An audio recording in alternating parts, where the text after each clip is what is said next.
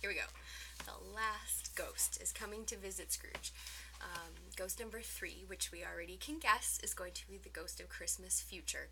Although, in this case, they call it the ghost of Christmas yet to come. So, Christmas that has not happened yet.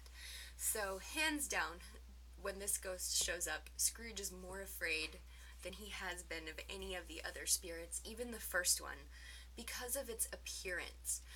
It's covered all in black, and Scrooge cannot see his face or his eyes. All he can see is one creepy hand pointing out of all those black clothes. And so think for a minute about what you're able to read from a person's face and eyes, right? You're able to read their intentions, their feelings, maybe what they're going to say.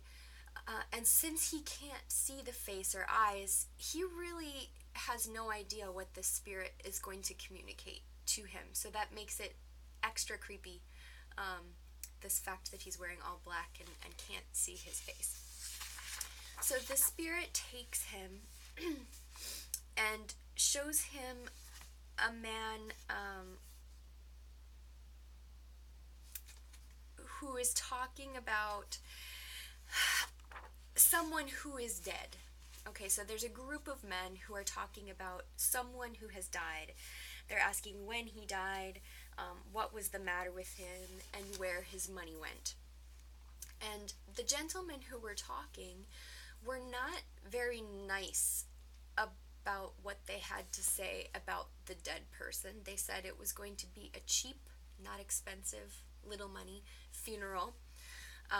And the only reason they would go to this funeral is if they were going to get food. So, not because they wanted to respect the person who had died or show that they cared about him, but because there was a chance to get some lunch. So, clearly this person that they're talking about was not a person who was well liked or well respected. Okay. Then they moved on to another location. Scrooge was very confused because he's like, why am I listening to this conversation that has absolutely nothing to do with me, right?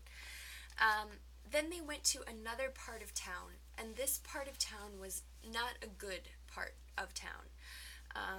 Scrooge had never been there, but he recognized where he was because of the location and the appearance of the area.